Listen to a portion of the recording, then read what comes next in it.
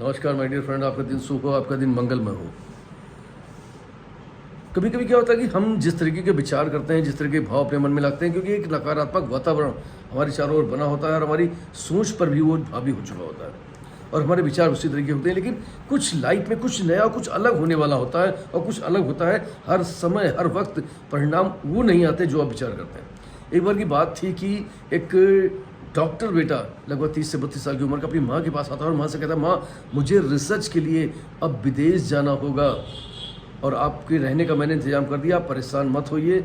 और तो माँ ने बड़ा बेचैनी हो गई और माँ ने कहा, बेटा ये क्या बात है, क्या बिना विदेश जाए तुम्हारा काम नहीं चलेगा? उन्होंने कहा, नहीं, गवर्नमेंट की तरफ से मुझे, सरकार की तरफ से भेजा जा रहा है और मुझे वहाँ कुछ चीज़ों पर रिसर्च करना है, इसलिए मुझे जाना ही होगा। माँ मैंने तुम्हारे रहने का इंतजाम कर दिया, आप परेशान मत होइए। मुझे मन से माँ कहती है, ठीक है बेटा जाओ। और वो अगले दिन जो है डॉक्टर बेटा जो अपनी माँ को लेकर के जाता है, एक वृद्धा आश्रम में जाकर छोड़ करके आता है और माँ से कहता है, मैं जल्दी लौट कर आऊँगा। और माँ इसी भाव में बहुत प्रसन्न रहती है। दूसरे बुजुर्ग जो है आश्रम में जो रहते थे वो कहीं ना कहीं विचलित रहते, चिंतित रहते थे, बुझे बुझे से रहते थे। लेकिन प्रभा देवी जो डॉक्टर की माँ थी वो बहुत खुश रहती थी, मस्त रहती थी। और 6, 7, 8 महीने गुजर जाने के बाद उन्होंने अपने बेटे को फ़ोन किया कि बेटा क्या अभी तुम नहीं आए? उधर से आवाज़ आई, नहीं माँ अभी मेरा रिसर्च पूरा नहीं हुआ है, अभी मैं नहीं आया हूँ, मुझे कुछ माह और लगेंगे, आप परेशान होती है, आप आराम से वहाँ रहिए। और फिर वो रहने लगती है। फिर जो है 4, 6 महीने के अंतराल में जब फ़ोन करती है और वहाँ से एक जैसा जवाब आता है, कि जवाब को सुन के धीरे धीरे उसकी माँ जो है अब चिंतित होने लगती है, अपने बेटे के गम में बुझने लगती है। लोग चर्चा करने लगते हैं कि कैसा बेटा अपनी माँ को यहाँ छोड़ करके चला गया। तरह तरह की चर्चा होने लगती है। कोई कहता है कि अरे शादी तो उसकी तो शादी नहीं हुई थी, फिर कहाँ गया होगा? कोई कहता है अरे शादी नहीं तो क्या वो कोई गर्लफ्रेंड होगी, उसने कहा होगा अपनी माँ को पहले सही जगह व्यवस्थित करो, जब उनको हटा दोगे तभी मैं शादी करूँगी। तमाम सारी बातें चर्चा होनी शुरू हो गई। उन्होंने कहा अरे विदेश नहीं गया होगा, यहीं कहीं ऐश कर रहा होगा।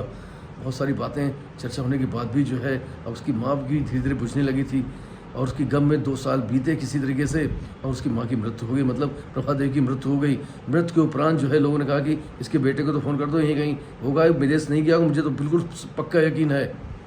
और आश्रम के संचालक ने सबको बुलाया और उन्होंने कहा कि नहीं, इसके बेटे को हम फ़ोन नहीं कर सकते हैं। उनका ऐसा क्यों?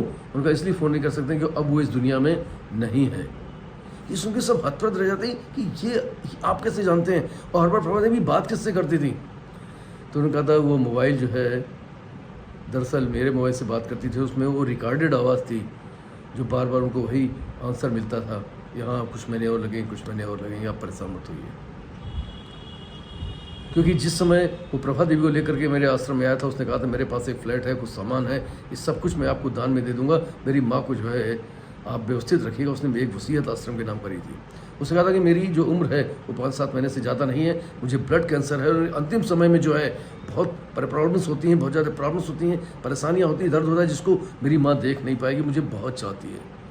इसलिए मैं उसके सामने इस तरीके तिल तिल करके नहीं मरना चाहता, क्योंकि वो मुझको मरता देख के पहले खुद मर जाएगी। इसलिए जो है इसको उनको कृपया अपने आश्रम में रख लीजिए। और वसीयत करने के बाद वो चला गया था और जाने के बाद जो है कुछ समय बाद उसकी मृत्यु हो गई थी। तो दोस्तों कभी कभी जो है हम जैसा सोचते हैं, जैसा नैरेटिव सेट करते हैं, जैसा माइंड सेट करते हैं, जो आजकल का एनवायरनमेंट है वैसा हम विचार करते हैं, लेकिन कभी कभी उसकी विपरीत परिस्थितियाँ स्थितियाँ होती हैं। लाइफ में बहुत कुछ परिणाम अलग आने वाले होते हैं और हमारे विचार कुछ अलग होते हैं। इसलिए पहले से ही किसी के ऊपर धारणा न बना करके उसकी गहराइयों को, उसके भावनाओं को, उसके पीछे होने वाले कारणों को समझने का प्रयास करें। आइए हम सभी एक दूसरे के सुखमय जीवन के लिए एक दूसरे को शुभकामनाएं दें, बधाइयाँ दें और एक दूसरे का जितना सहयोग हो सकता है करें। आज से चैत्र मास की प्रतिपदा का ये नववर्ष आरंभ हो गया है। आइए इस वर्ष में आप सभी की उन्नति हो, आप सभी के अंत खुशहाली आए, आप सभी का भविष्य उज्जवल हो, इसकी कामना हम एक दूसरे से करें। और जितना हम एक दूसरे का सहयोग कर सकते हैं, जितना एक दूसरे का साथ दे सकते हैं, जितना एक दूसरे को दुआएं दे सकते हैं, जितना सहयोग कर सकते हैं, जितनी मदद कर सकते हैं, इस जीवन में इसके अलावा कुछ है नहीं। हमारा जीवन सिर्फ इसीलिए बना है।